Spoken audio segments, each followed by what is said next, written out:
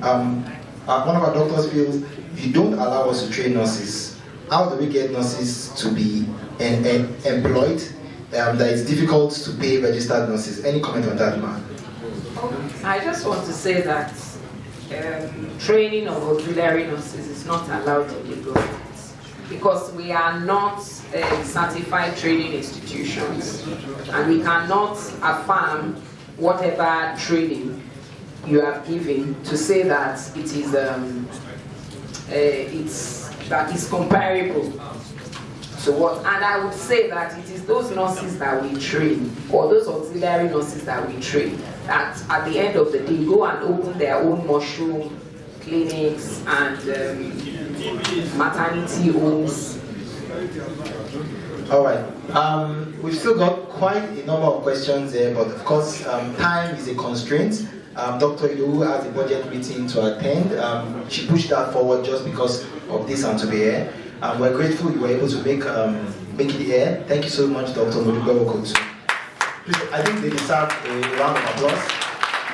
And we're sorry if you couldn't get to your question. Where's my first vice? First vice. First vice chairman.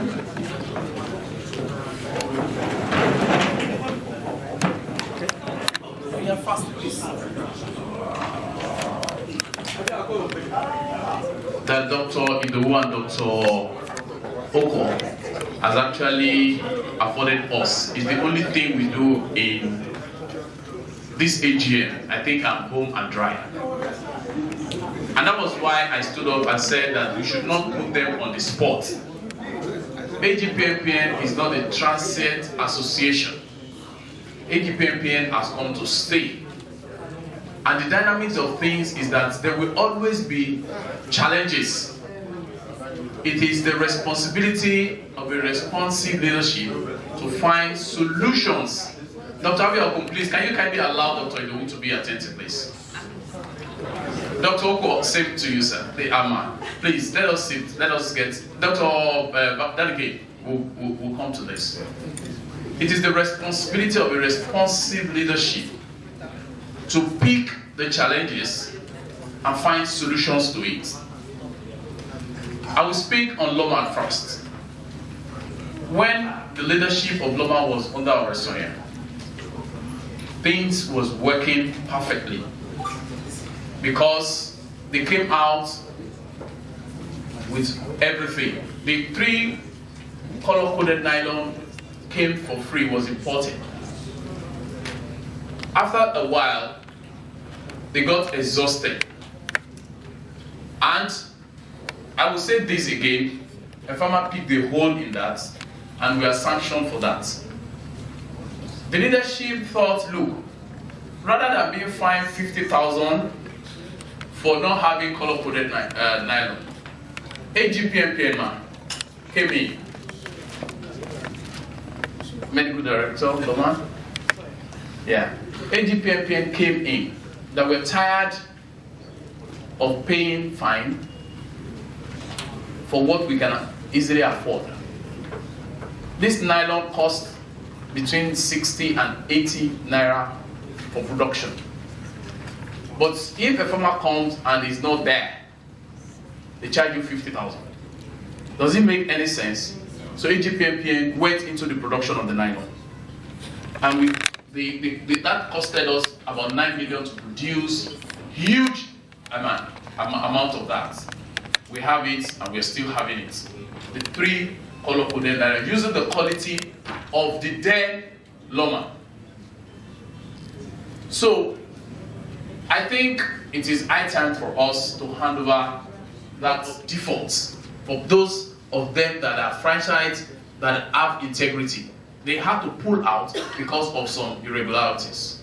We do not address those irregularities before we use the Ministry of Health Police to start doing that. So we need to still have a tripartite meeting to solve those solutions, because naturally human being, if you have a problem, adaptive mechanism will allow you to do it otherwise. For instance, I will give you an example. He runs a maternity hospital. He runs a facility the delivers there. A patient delivered and there was a placenta. Medical ways are supposed to pick placenta immediately. You cannot stay 24 hours. Do you keep that placenta? Now we have a culture for those that are from the southwest. They attach some meat to placenta. Have they been able to educate that community? Those days, when I was still with the government, we had situations where even at Island Maternity, dogs were coming to pick placentas. There are pictures of it, you can Google it. You understand? Things will continue to improve, and that is what we are saying. You understand? You understand? We will continue to do it because it's a process. It's a process that we all know. Dr. Omoshule is our representative. I'm bringing him out because Dr. Oko already knows, and Dr. Edu also will know.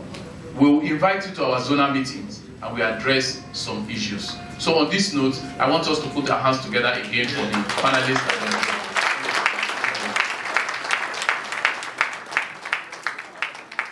Permit me to recognize two of our elders that just came in now. Dr. Tola Oshinowo, a past Wonka African Region President for Wonka. We want to thank you very much for being with us yesterday. May God continue to be with you, sir. I want to introduce also my brother, a very strong pillar of this association. You may not see his face always, but the support is something that we cannot quantify.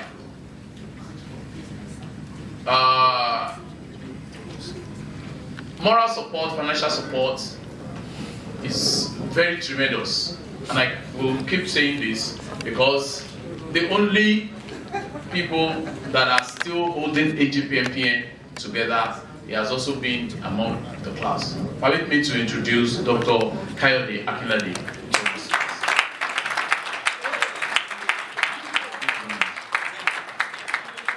Thank you so much. Mr. Kayode Akinlade has been a past Secretary, Nigerian Medical Association, CEO, Crown Hospitals. And welcome, sir, and Dr. Tola Oshinowo. Without much ado, I'd like to invite Mr. Femi Olanikpekun of MedSafe to give a 10-minute presentation. Are you here?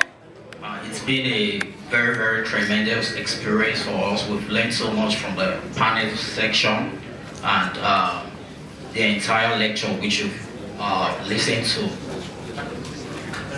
We are quite excited to be in the ecosystem of medical practitioners with proven track record, and I want to extend our gratitude to the Agpmpn chairman and to the entire officials. That being said, I would like to give you a quick overview of what MedSafe actually entails. So MedSafe is actually founded by a movement of people who believe quality medication is a fundamental human right.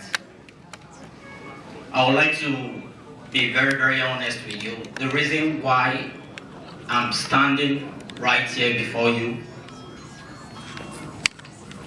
is to actually tell you about curated experiences from quality medication. About 5-6 years ago, while I was still in the medical school, I had a cousin who actually was this close to the grave. When I mean this close, it was a very, very terrible moment for my family, and on the basis of individuality, I went. And we added to make sure we actually impact you positively. We dropped this brochure on the table yesterday. Peradventure you need one. My team will actually serve that across. So looking at the outdated supply chain versus the updated one, which is being offered by MedSafe. And prior to this slide, I was trying to tell you what we do from a company standpoint. So I'm going to go high level, then I'll go granular. From an high level standpoint, MedServ is a medication supply chain management solutions for hospitals, pharmacies, and clinics. So essentially, we streamline the process of procuring medication, and we make sure it's accessible for your facilities and the patient care at large. So I'm going to go granular. In a layman's language, that essentially means we interface between the manufacturers and the hospital in a bid to serve the patient care in the best possible way and the most efficient manner. Next slide. So how does MedServ work? So we aggregate quality medication directly from the manufacturers.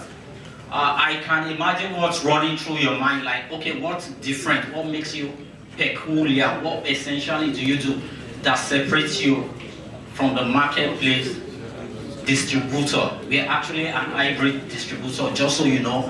And by the virtue of technology, which makes your life very, very easy, at this Agpmpn, everybody is exposed to technology, and for one reason or the other, we leverage on it to actually perform one duty or the other. So in the same vein, we leverage on technology to make the process of procurement quite easy.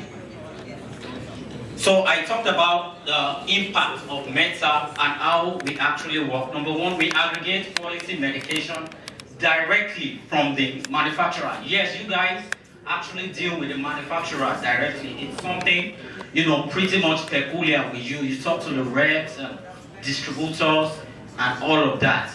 But I tell you what, we negotiate with these distributors on your behalf to give you the best possible price.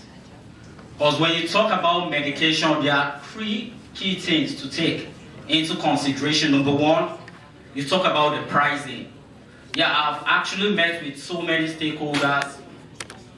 They will tell me essentially they want a very cheap medication of the highest quality. It's very practical, so I'd like to implore us to go to Google Play Store for those that are using Android phone. I want us to look for TB Star. Can we have the banner? Roll-up banner. Why we should not get it? We don't screen our patients, we don't suspect TB, and we put ourselves at risk of contracting tuberculosis.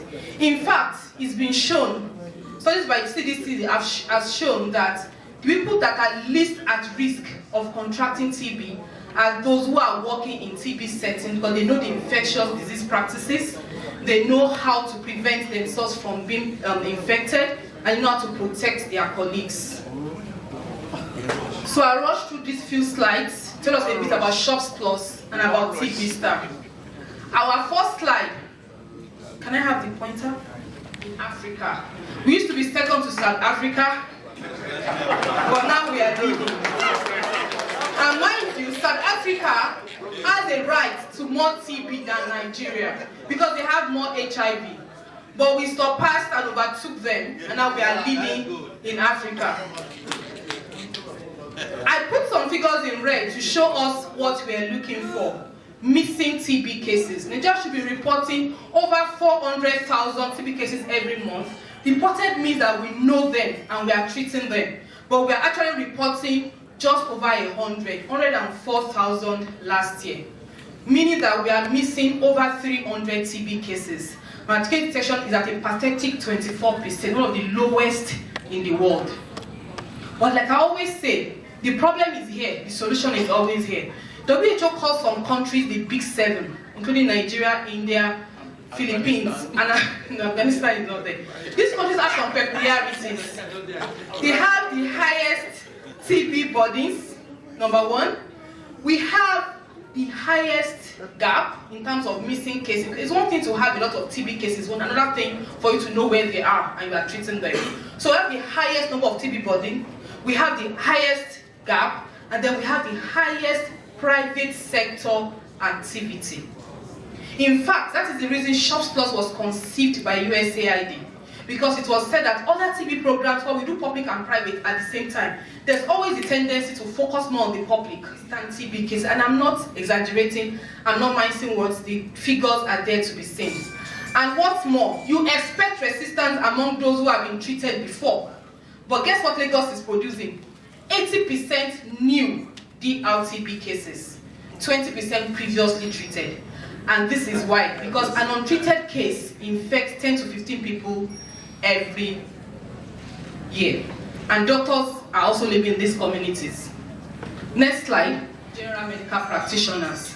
The next slide shows what we've been able to do. In Shops Plus, we have what we call networks. We trained some hospitals.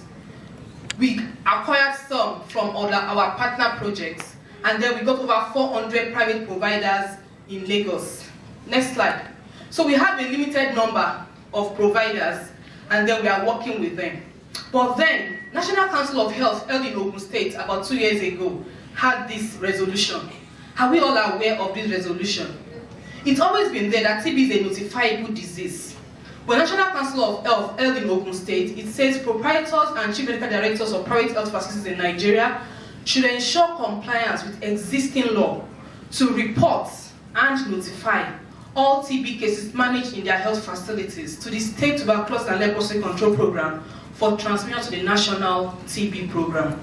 Also, private health facilities are supposed to provide evidence on TB reporting and other health data reporting before renewal of their annual license. I know of providers, 10,000, 9,000 and something, but with the inclusion of Shops Plus, we have added about 2,000 to that figure since last year. But the question is, are we where we are supposed to be? What about the 1,000 other private providers that we are not working with? There are over 3,000 private hospitals in Lagos. I'm working with over just 400. So if we keep training, and to get to 400, we trained twice and we got 170. The other 200 and something were gotten from previously trained private hospitals that USAID asked us to start supporting. So we thought about it, that if we need to go in this analog way, how far can we go to get all TB cases reported through the private sector? So we conceived an idea with USAID support, and the idea is called TB Star. TB Star is a digital app that providers anywhere they are, as long as they have an Android phone and they can test, can actually screen people for TB and report TB cases without paperwork. Because this digital app is going to have a dashboard and a back end that the National TB Program and the state TB programs will have access to. It's TB solution in our phones. Thank you very much. Shout out to some of the doctors here and facilities here that are currently on our Talamos network. I would like to say a very big thank you to Dr. Omolola of St. Raphael Hospital. We also have Southern-Shore Hospital, Holyfield Hospital, Dr. Omalade, Hida Hospital, Dr. Emmanuel, and of course Dr. Emeka as well, and Dr. Akintade. What I'm talking about here this afternoon is leveraging innovative technology to help us have a more efficient clinic practice and an improved patient experience. Can I have the next slide? I want to take us back very quickly with this picture on the screen. Now, I want us to cast our minds back to 9-10 years ago, when our interaction with our mobile phones were only for us to have mobile phones that could basically send an SMS, make a call, or receive a call. Today, the reality has changed.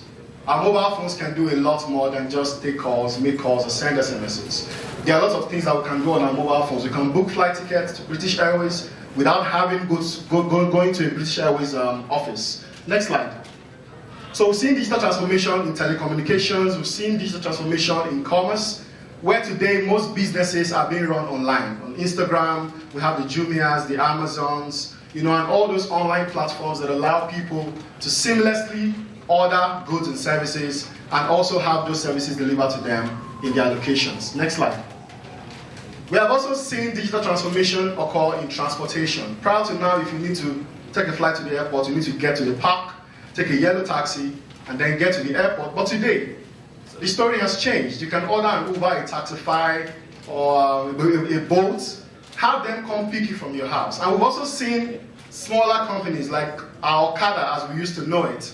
They are leveraging on mobile technology for the OPAs and the go-carders that can have, you can have them come over to your place and then pick you up. So we've seen a lot of transformation occur in telecommunication, in commerce, in transportation. What Talamos is trying to do is to create a digital transformation in healthcare.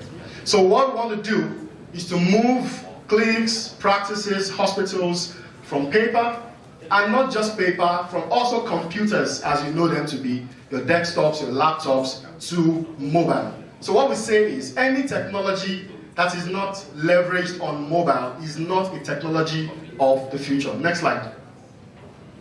Talamos is the healthcare platform of the future. We are not positioning ourselves to solve a problem of the past. We are actually positioning ourselves for the future. Who are we? We are the mobile-first health platform of the future. In 2018, last year, Talamos won the United Nations ITU award as the most scalable SME. In February this year, Talamos was listed on the Fast Company's most innovative companies in the world list. And that is because of the awesome and amazing work that Talamos is doing. Currently, we are adopted in over 1,000 centers in Nigeria, in Ghana, in South Africa, and on the 21st of August last month, we launched in Zimbabwe. So Talamos is opening up Africa. We are entering into new markets, and that is the reason why we're having this presentation here today. Next slide. So what is Talamos basically? Talamos has 9 different interfaces. We have a doctor interface, we have a nursing interface, pharmacy interface, pretty much every of those different segments and aspects of your clinic that allows your clinic to run smoothly. So a patient walks into your clinic, he interacts with the health record officer, who pulls out his medical records. This is done on Talamos platform. The nurse is able to take the vitals, done on the Talamos platform. The doctor is able to see the patient who is ready to be consulted with, also seen on Talamos platform. Everything that you do within your clinic, we pretty much digitize that. And we are beyond EMR, which is what we like to say. Because for us, we not only allow you to digitize your practice, we also allow you to interact with the ecosystem. So Talamos is an ecosystem for healthcare. Next slide. So what is doctor able to do? Doctor features. Doctors, you're able to schedule appointments with patients. Instead of having all your patients come in at the same time, your patients can actually schedule appointments with you and come into your clinic at the right scheduled time. And for us again, we have a patient portal that allows the patient to interact with the hospital, to interact with you as a doctor, to schedule the appointment with you. You're able to view pending appointments. You're able to do your consult notes. You can either type it out or you can dictate it, because our application actually uses artificial intelligence, machine learning, and voice recognition. Schedule an appointment, see the patient who is in the ward, see the patient's medication, and also add new patients. So each of the players, you as a doctor, your nurse who is in your hospital, your pharmacist, your laboratory scientist, they all have different interfaces and they all interact together to give that patient a better healthcare experience. Now, we deployed Talamos in Ghana, in primary healthcare centers, and the results of our pilots showed us that we were able to reduce patient waiting time by, guess how much? 67%. We're able to reduce patient waiting time by 67%. So Talamos helps your clinic to run more efficiently, to run more smoothly, and that's why hospitals trust us to deploy Talamos for practice without interruptions of pen and paper. You have speed and ease of documentation with quick access to your medical records. You have reduced patient waiting time. You can easily sort your bills. Every interaction the patient has in your hospital, they'll get an SMS notification. Your bill is now ready. Your drug is at the pharmacy. All of those just to make the patient experience as smooth and as easy as possible. You can request advanced investigation. We also have a video consultation feature which your patients can also take advantage of. Next slide. Now, Talamos is the health ecosystem for Africa, and this allows for a pan-African collaboration of healthcare providers on the Talamos network. The future of technology is mobile, and Talamos is already positioned as the healthcare technology leader in this space. This is evidenced by the tech support that we have from Microsoft. Now, Talamos is taking a holistic approach to improve healthcare delivery, and that's why we are also launching our HMO claims platform as well as our inventory platform. Next slide. Let me just mention this. Now, with the Agpmpn, Talamos, and Microsoft partnership, it puts Agpmpn Lagos State on the global map as a unified front for leading health innovation in Africa. And guess what? The credit will go to everybody in this room. Okay? Agpmpn Lagos also stands to be the hub for medical tourism in the future. I mean, there's so much I want to talk about, but there's no time. You can visit our stands. Our marketing, business development team are going to be with you, show you a demo, and show you how it works. Thank you very much for your time. Thalamus. And I've just learned another meaning for ATM. Who can tell me? ATM. That was the end of his lecture. A collaboration, a partnership. Agpmpn. Thalamus, thank you. And you are so brilliant. Such an awesome audience. Without much ado, on fan, please. We're ready for you. Good afternoon, ladies and gentlemen, our esteemed doctors. My name is Charles Okorinju. I'm here representing Agpmpn Nigeria Limited. Charles Okorinju. Please, this slide. Our subsidiaries in UK, in India, and in all the states, 36 states in Nigeria. Next slide, please. These are one of the known reputable anti-malarials. We have it in double strength. We have it in by 24, 20 by 120. And we also have the next slide, the dispersibles, both that covers different age range, just like the popular rollback malaria. So Agpmpn is a stakeholder in that regard. Next slide. We also have our diarrhea kits, the oral rehydration salts, which is well known to most of us here, both in the hospital and the private practice in this our country, Nigeria. So we have them in different strengths. We have the baby zinc, we have the Agpmpn diarrhea kits. Next slide, please. Then these are samples of our clavulanic acid with amoxicillin. Yes.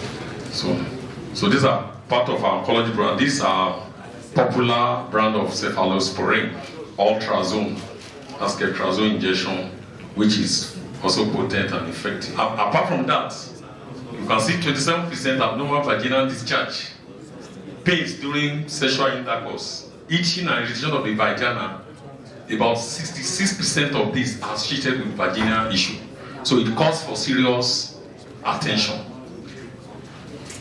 This is the overview of, like I said, between 3.5 to 4.5. So that when we are giving secnidazole and the fluconazole to give a potent action of the antimicrobial effect. So, of course, every drugs is associated with their effects, side effects, but there have not been any reported adverse reaction so far, based on trials. And of course, we can see the unique benefits. It's a superior efficacy that just one day, but it cannot be taken concomitantly, but it's a whole day therapy. Thank you. And for any information, I want us to also know that we've listened to some of our last presenters, the med staff, drug stocks. They are one of our distributive or distribution agents. So we can always get these molecules through them if you cannot get in contact directly with Agpmpn Nigeria Limited. So we are both partners, we are collaborators in the healthcare. And for some of us that we also want to get more studies on what is Bacillus coagulans. Since there is not much time, we have documents, patent documents from US that has given a lot of information on the advantage of Bacillus coagulans, that even as Bacillus as an antibiotic itself that can be used topically and systemically. Thank you very much. Meaning men are... Meaning men are more than women. Women in the house, do you agree? Imagine. Anyway, thank you so much. It's been an interesting day. The theme for our conference is who cares for the caring? Okay, thank you very much for displaying our color. Thank you very much. God bless you. Please, my name is Dola Emmanuel. I beckon on you to allow me to stand on existing protocols. Thank you very much. It's a wonderful privilege to be in your midst this afternoon. I am here to present to you one Nigerian company that is poised at assisting to solve one of the most critical problems in Nigeria. That's the problem of infertility. I'm sure you agree with me that infertility is a serious problem in the country, and not only in the country, it's a serious problem throughout the entire world. We have primary and we have secondary infertility. And the company name is Green Power Healthcare. We're trying to assist Nigerians to solve the pressing need of infertility using organic products. I mean organic food supplements. Please, the other side. We have, as a company, like I said before, we are a leading manufacturer of quality natural wellness products. We become African leading organic healthcare product manufacturer. And we also have a mission. Please, the next slide. Our mission is solving Africa's pressing health challenges using 100% natural ingredients. Like I said, the product is organic based, organic food supplement that assist people to solve their pressing need. The next slide, please. And for the purpose of this wonderful gathering, we have 3 of our major products that we would like to sensitize you about. And one of the products is called Free Flow for Women. We discovered that most of the causes of infertility is as a result of hormonal imbalance. We have seen a lot of cases where some women do not have, they have irregular flow. Some cases we have women who have their flow twice in a month. Some they have ceased flow. So Free Flow for Women assists women who are facing these challenges to make sure that these challenges is totally eradicated. It's naturally induced ovulation and balanced reproductive hormones. Healthy sperm development, which increases a man's chances of fathering a child, as this capsule has high quality nutrients and vitamin to support the natural metabolic process of sperm formation. It also assists to give the sperm motility, count morphology and concentration. It enhances healthy sperm formation and maturation, enhances vitality, and one important thing, it also assists men with libido. You know, most of the time women have tagged a lot of men. 1 minute, they call men instant noodles. You know, but you know that these are some of the accusations that men give men. You just before you know you have. So we know that this is this is one of the critical problems that men have, and we are trying to put back the strength in men. We don't want that papa anymore.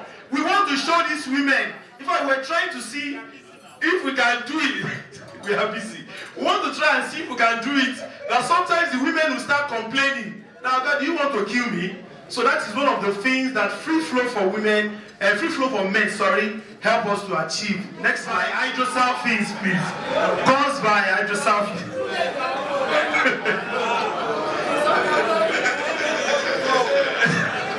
So it has been tested. Next slide.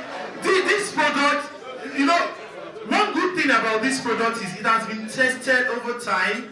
Like few of the testimonies that we have, if you go to our website www.wearegreenpower.com/reviews, you see the testimonies of medical practitioners like you, sir, who have tested the drug over time and they have testified to the efficacy of the product. These are the few testimonies that we have. We have the one from Honorable Julieta Kabetura. She is the Deputy Minister of Health from Namibia.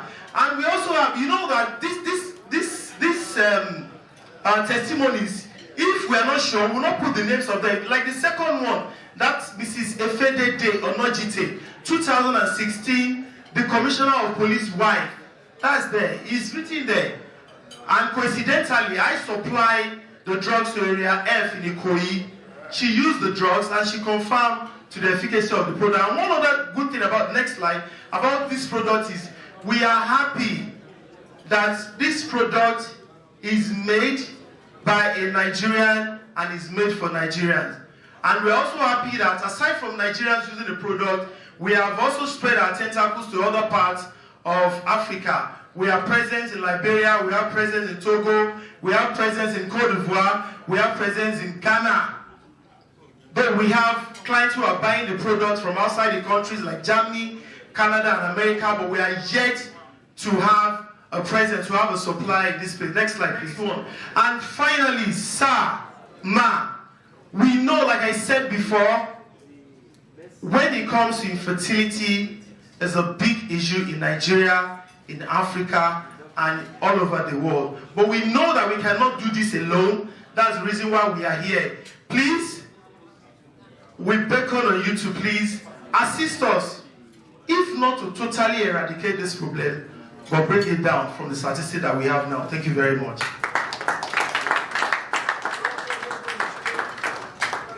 I'm a physician and I work with CINLAB, formerly Agpmpn. I want to talk about the CINLAB advantage, but before I start talking about this, I want to appreciate the executive of Agpmpn and other members for the support since Agpmpn enters the business and we changed to CINLAB. I want to say thank you for being with us and for the partnership. Next slide, please. CINLAB is actually Europe's #1 medical diagnostics provider in Nigeria. CINLAB is actually a brand in Europe that has come to join us in Nigeria. Next slide, please. Next slide, please. At a glance, where are we? We are present in more than 40 countries on 4 continents, and we have more than 20,000 employees. We run more than 500 million tests per year, and we have more than 1,000 medical experts throughout CINLAB Group, Nigeria inclusive. We are stronger together. We have about more than 500 pathologists working for CINLAB. Can we move to the next slide, please? This is where we are in Nigeria. In Lagos, we are BI, Lut, Ikeja, Ilukweju, Festac, MCC, Ajah, and Ikotun. Our reference lab is in Ilukweju. We have in other parts of the country, in the west, north, and east. Next slide, please. Our expertise are in coagulation, clinical chemistry, hematology, microbiology, pathology, liquid biopsy, cytology. We do companion diagnostics, endocrinology, nuclear medicine, allergy, toxicology. We also specialize in water treatment. It's actually a new generation of non-invasive prenatal screening test. This what we do now. You can do it. If you are interested, you can actually speak to any of us. Next slide, please. This is BRCA plus 16. This is to rule out family history for patients or clients with family history of cancers. You can actually do this with us. BRCA plus 16. It's been found out that you can actually do other genetic tests. Move to the next slide, please. Next one. Next one, please. This is my pharmacogenetics. My PGX. This is actually talk to our clients about it. We can do it ourselves. It has been observed now that the antihypertensive that we take, we don't see the effect. The effect we see in A is quite different from the effect we see in B. This is actually as a result of our genetic composition. It's been seen that the way we actually react to drugs, the way at which drugs work in us, it's quite different. So this is my pharmacogenetics trying to look at all look at some drugs, some particular drugs. We're actually compiling for Nigerians now the drug that we usually take and check your genetic system and see how you will respond to some of these drugs. This is what pharmacogenetics does. Next slide, please. We do infection serology. Next slide. CINLAB also we also do wellness package. We do a compatibility test. We do paternity testing and newborn screening. Next slide, please. This is the pack provider that gets result across to the doctor before the patient actually gets back from the lab. You don't need to, and you can actually you can access these results over time. If you have somebody that you are following up for diabetes mellitus, and first time in the lab, the result will still be on your pack provider. Second time, the result will be on the pack provider, and you can compare the first result with the second result. Subsequently, you can actually draw a graph from the results, and subsequently you can take your decision based on what is happening on the pack provider anywhere. Thank you. These are the offices. You can actually contact us. Our phone number is there. You can speak to us at any time. Thank you. Thank you so much, Dr. Ladapo. Eagle carries you to fly, the angel flies, you know, there's a lot of flights going on. Dr. Azan Adelakun, please find the time to clap and welcome him as he talks to us about emergency. Bring it down to the stomach. Yeah, to the leg. No, the first day and land there. Thank you very much. I've been asked to make a short presentation on emergency medicine, role of private practitioners and the training needs. I'm Dr. Hassan Adela. I'm from Ogun State, and I'm the training center coordinator for Angel and Eagle Global Rescue. We are international training center for accredited training center for American Heart Association in Nigeria. I will be making a short presentation. Let's move on. You need just about 5 to 7 minutes to restore life. By 10 minutes, nearly everybody who has stopped living permanently.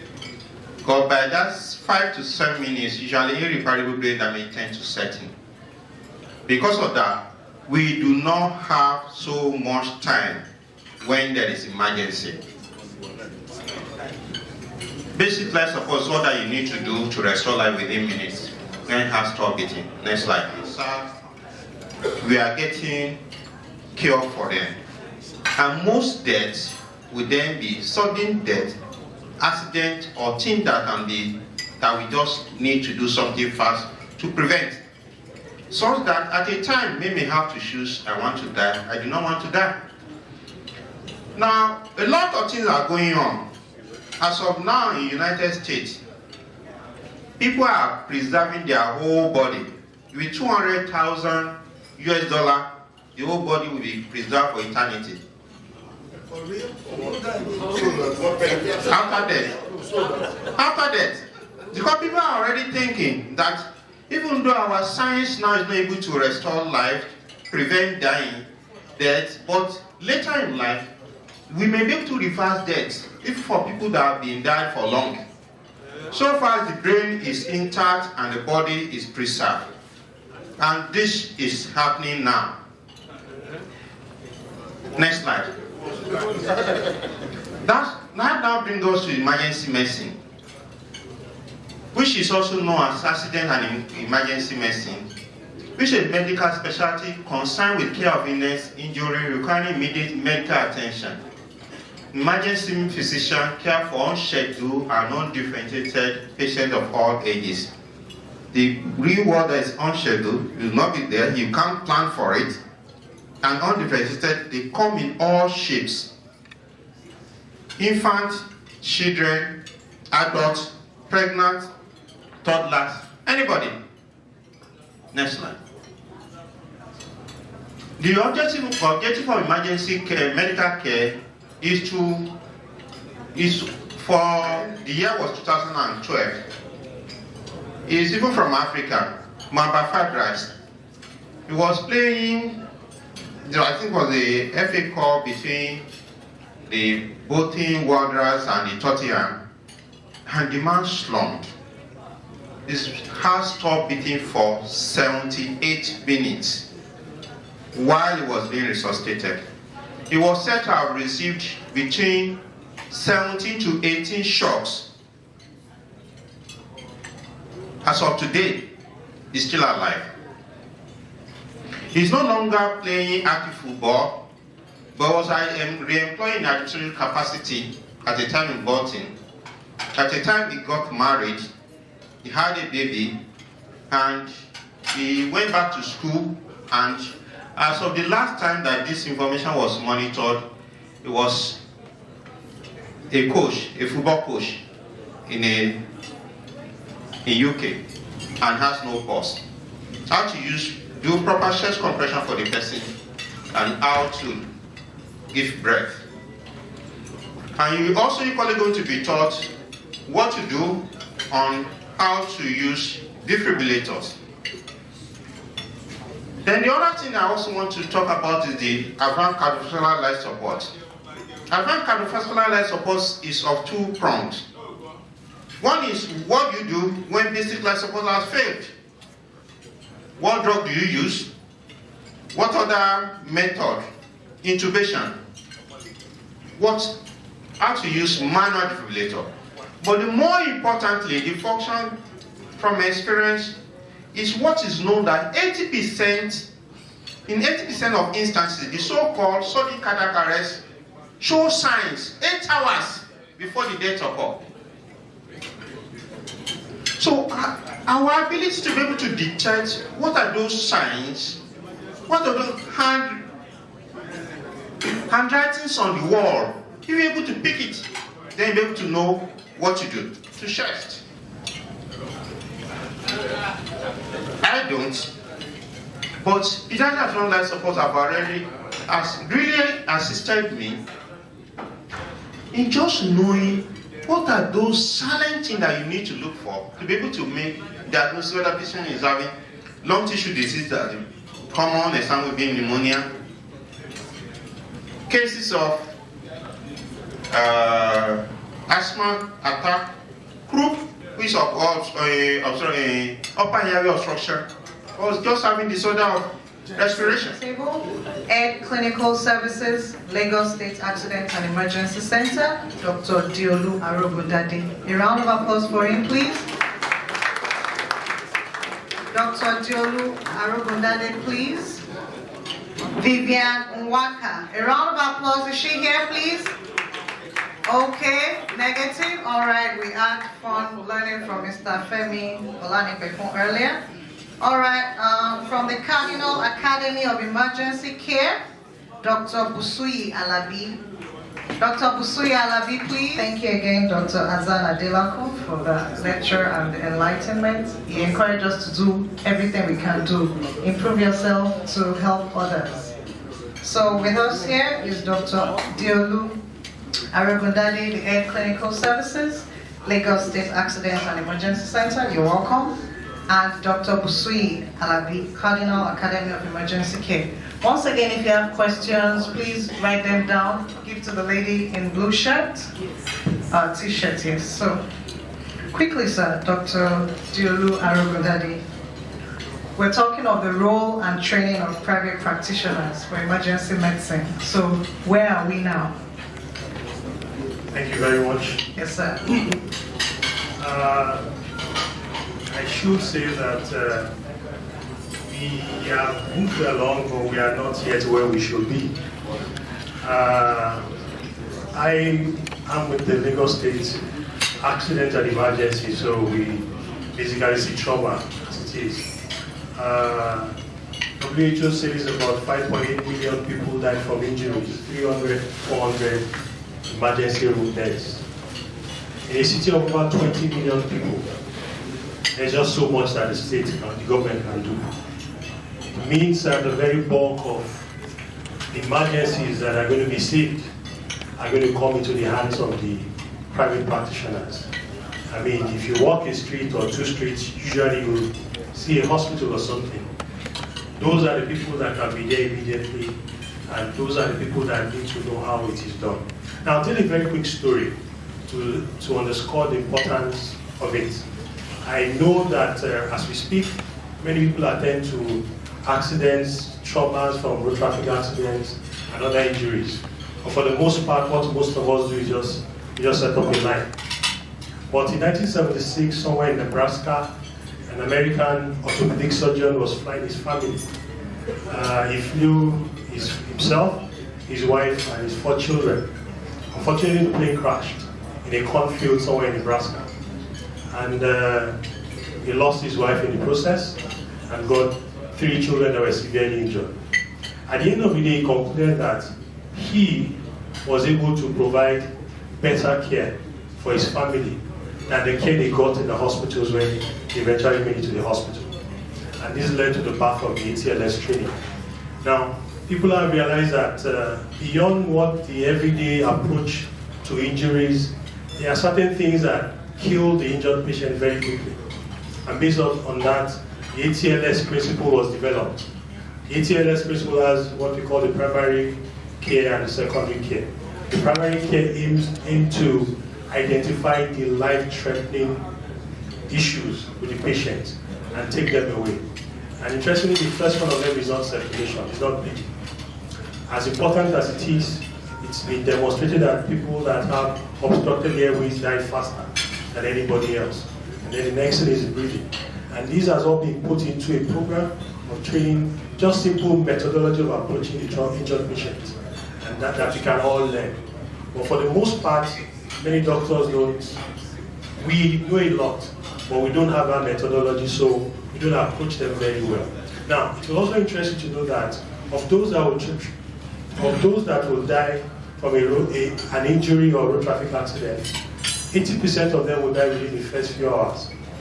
With the Cardinal Academy of Emergency Care, so what's your experience in Nigeria, and in few words, how would you say you will plot a way forward for us? Thank you. With the medical space in Nigeria, especially with regard to emergency practice, it's unlike some other countries, even some other African countries. We do not have, for example, residency program in emergency medicine, and we do not have an organized EMS system like emergency medical services, and that creates a lot of gap in the way we can say that emergency medicine is being practiced or is progressing. However, like Dr. Adela selected hospital down the street should be able to provide care enough to sustain that life and hold it for a longer period of time than we expect in some other places where they have higher number of specialists dealing with that. So these are some of the things we need to work on. Some years ago, a doctor who had a hospital was shot by a client's relative. They were not happy with some things that happened in the hospital. They came, they shot him. Now, with handgun, it happened here around Lagos. Now, he didn't die immediately, but there were, so those guys fled, and then the people around wanted to take him to another hospital.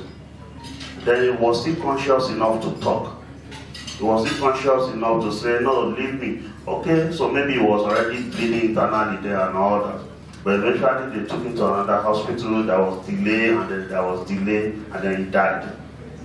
Now, just in the same week, some Nigerians who were living in UK, some boys went to gangsterism.